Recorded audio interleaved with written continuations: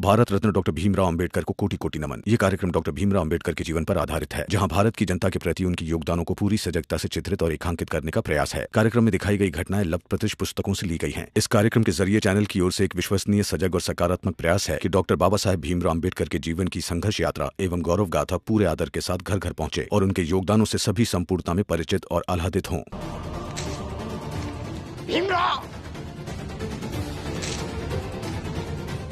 क्या बदतमीजी है सर? ये बदतमीजी नहीं है, गर्व है मुझे मेरी जात पर। गर्व है कि मैं जो हूं वो हूं। गर्व रहेगा इस बात पर कि क्षणिक लाभ के लिए मैंने कभी अपनी पहचान नहीं छुपाई। शिक्षा प्राप्ति के लिए तो बिल्कुल नहीं।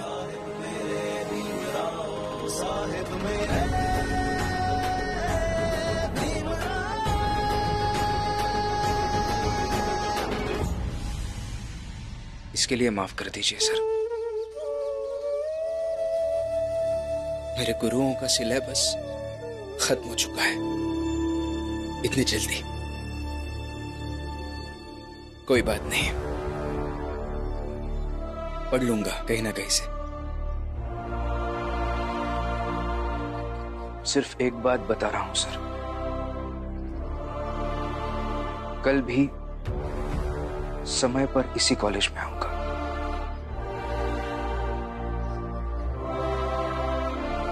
फिर चाहे ये लोग मुझे पढ़ा है या ना पढ़ा है।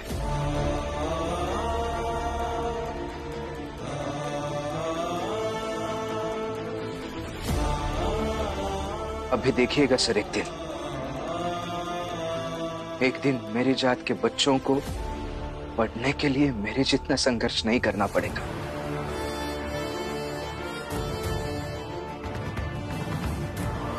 लेकिन फिलहाल आप सब लोग सोचिए,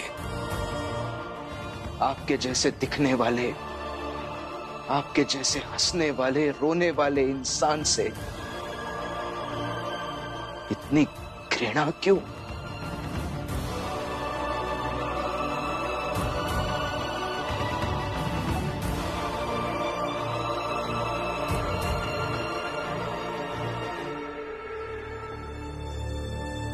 भीमराव ने जो कहा उस बात पर आपको सोचना जरूर चाहिए।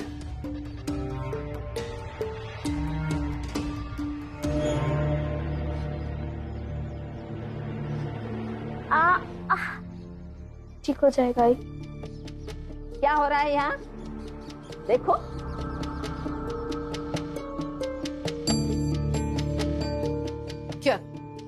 क्या हुआ जीजाबाई?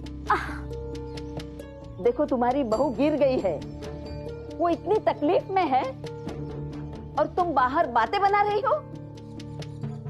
थोड़ी बहू की सेवा करो।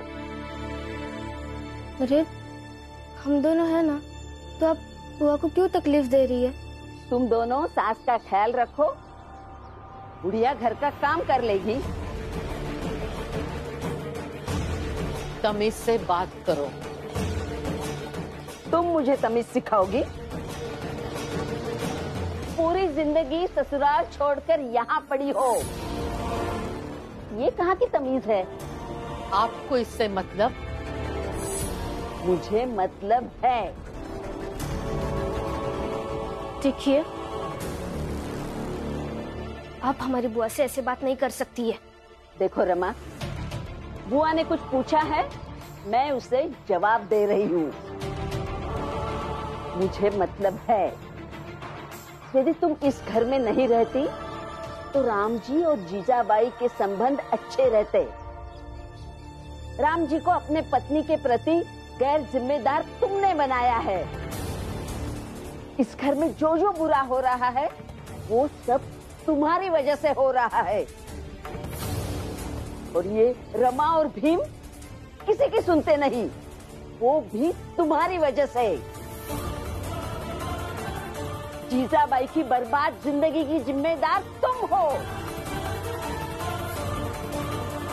क्या पता भीमाबाई को भी तुमने ही मारा होगा।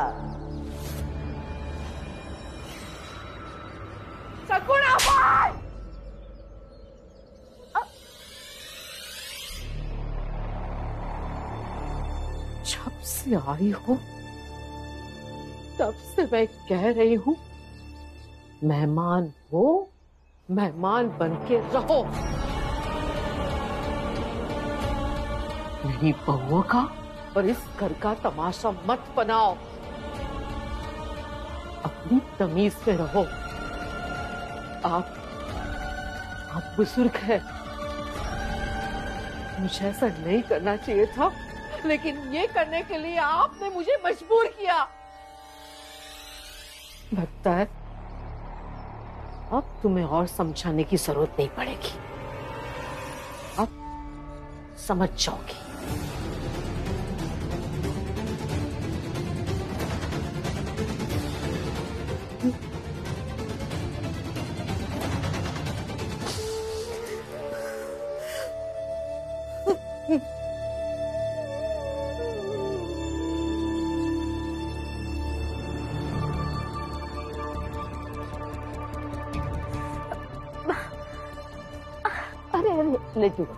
लेती रहो। अब आराम कीजिए आई। लक्ष्मी, तुम बाहर जाओ।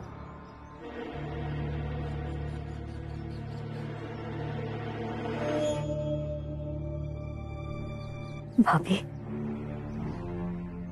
इस थप्पड़ का हिसाब मैं लेकर रहूंगी। जीजाबाई, हर चीज का हिसाब तुरंत नहीं करना चाहिए। इस थप्पड़ को मैं इतना बड़ा बनाऊंगी कि पहली बार पूरे घर वाले तुम्हारे सामने झुकेंगे।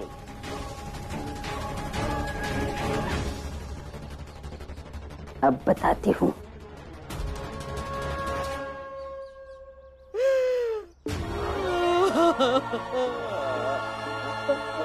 बुआ, तो चाहिए ना।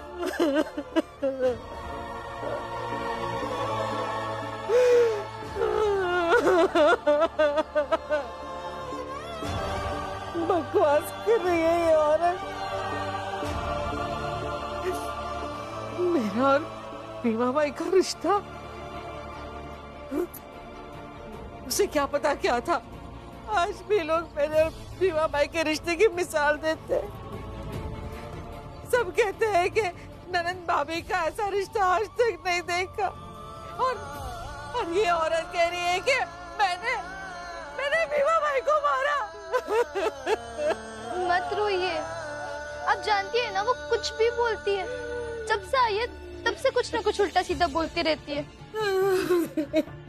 शांत हो जाइए ना। उन्हें क्या पता है आपके और आई के रिश्ते के बारे में? और अगर पता होगा भी, वो क्यों जताएगी कि आपका और मेरे आई का रिश्ता सच में इतना अच्छा और प्यारा था?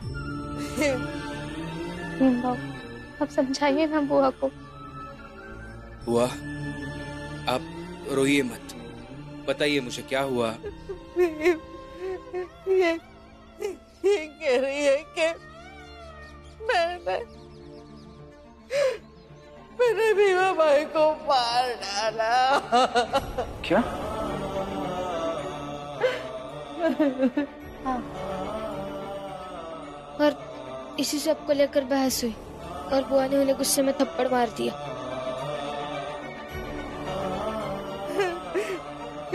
ऐसा बोलेगी तो मैं उसे और मारूंगी भी। अच्छा, लेकिन पहले आपको इस थप्पड़ का हिसाब करना होगा। और हिसाब ये है दीदी कि इन सब के सामने मेरी भाभी से माफी मांगेंगी आप। नहीं, मैं माफी नहीं मांगूंगी। जाने दो, छोड़ो ना जीजाबाई। नहीं भाभी, इन्हें माफी तो मांगनी होगी।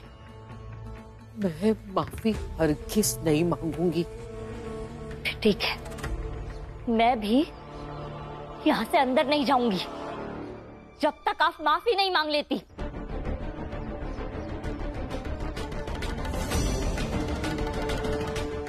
बुआ, अब अंदर चलिए, उठिए, चलिए अंदर चलते हैं। रुको भीम, सब कहते हैं हर बात में तुम फैसला करते हो।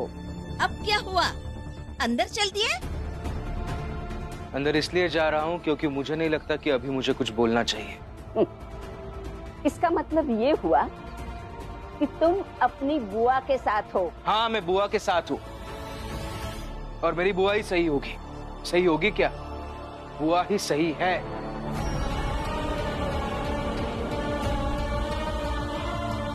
अंदर आइए बुआ। रमा, बुआ को लेके आ। आप अंदर चलिए।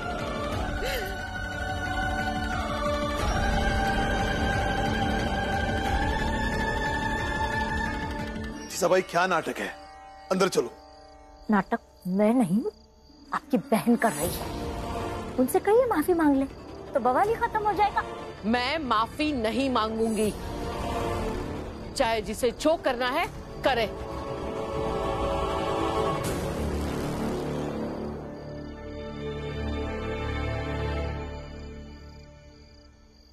लीजिए, आप ये खाना खा लीजिए और पढ़ाई कीजिए। बाकियों को जो करना है करने दीजिए, मैं देखती हूँ।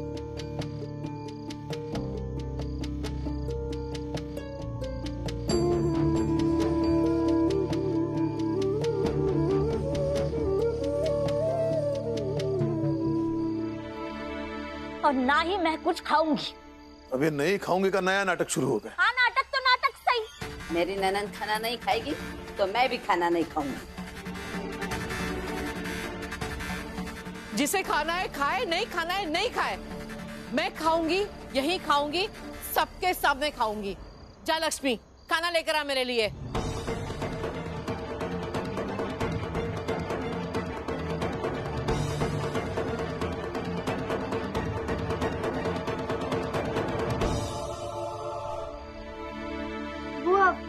बुआ अंदर चल के खा लीजिए ना।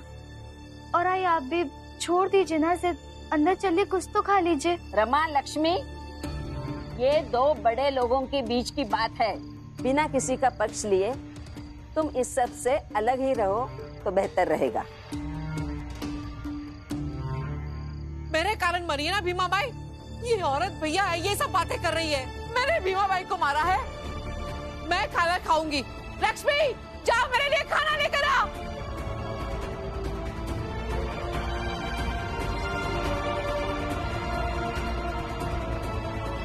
जनार्दन, जोखू, नटवर, ये कमाल का घर है ना। एक कह रही है नहीं खाएंगी, एक कह रही है खाएंगे।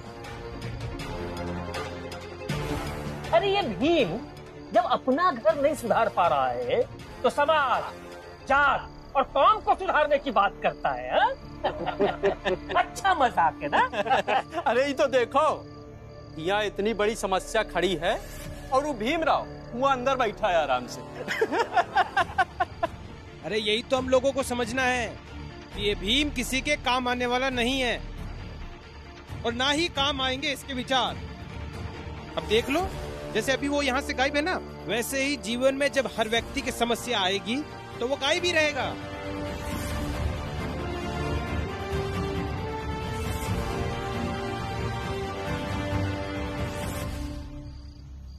बुआ, लीजिए दीदी, खाना आ गया आपका। और कुछ मंगाओ आपके लिए या इतने में हो जाएगा? कायदे से तो मेरे भाभी के हिस्से का और मेरे हिस्से का दोनों को खाना खा लेना चाहिए आपको। अरे मीराबाई है ये, सबके हिस्से का हक खा सकती है तो खाने का क्या, खा लेगी। हाँ, खाऊंगी मैं सबके हिस्से का हक खाऊंगी। मैं बुरी हूँ ना, मैं बहुत बुरी हूँ। नहीं बुआ,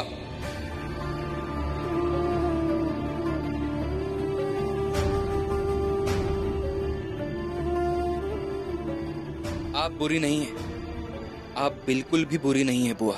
अब तुम आ गए हो तो साबित कर दो मैं बुरी हूँ, जीजाबाई बुरी है, पूरी दुनिया बुरी है। हाँ भीम, साबित करो।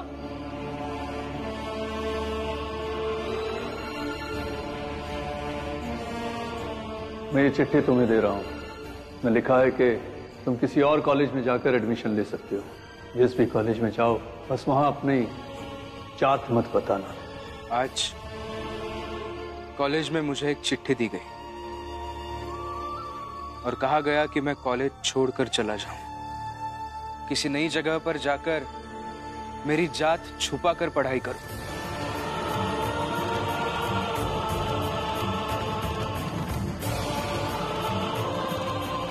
जब ये सब मुझसे कहा जा रहा था प्रिंसिपल सर के ऑफिस में,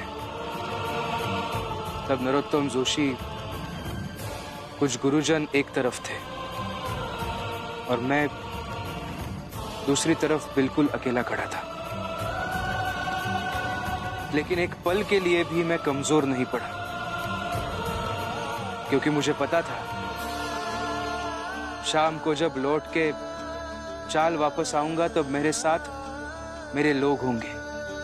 भले ही वो मुझसे सहमत हो असहमत हो, मुझे पसंद करते हो ना पसंद करते हो, मुझसे नफरत करते हो, लेकिन मुझसे घृणा नहीं करते।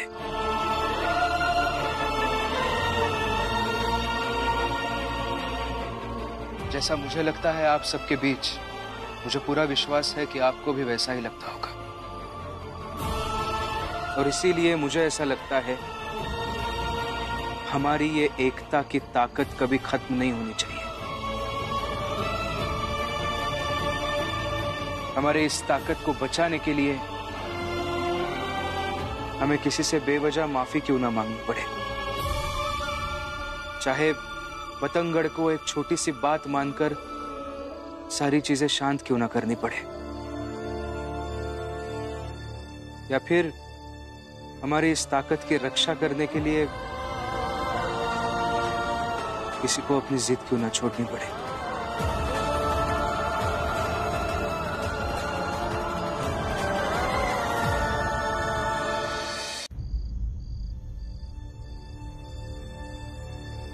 खा लीजिए।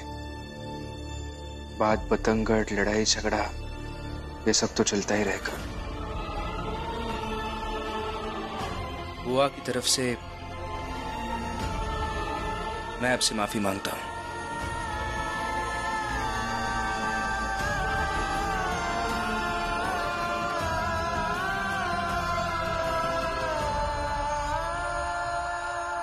सुना था बुआ भीम से बहुत प्यार करती है और हर वक्त उसी का साथ भी देती है। हम सबके बीच की ताकत को बचाने की बात जो भीम कर रहा है, उसका साथ तो बुआ दे ही नहीं रही। जीजाबाई, अपने दीदी से कहो माफी मांग ले, वरना भीम के भाषण का मुझ पर कोई असर नहीं होगा।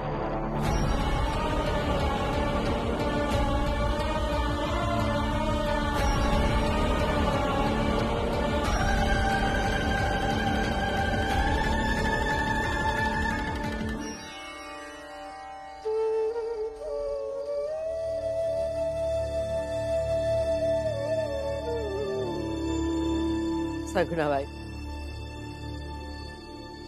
जीजाबाई ने एक बात अच्छी की, हमारी झूठी शिकायत के साथ हमारे बारे में एक सच आपको बता दिया। हाँ, ये सच है कि मैं भीम से बहुत प्यार करती हूँ।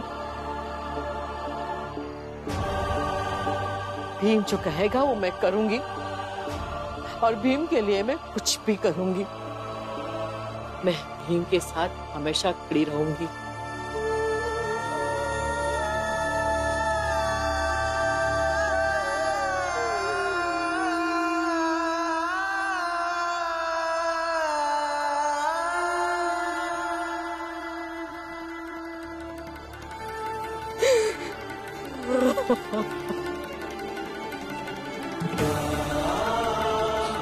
सगुणाबाई, मुझे माफ कर दीजिए।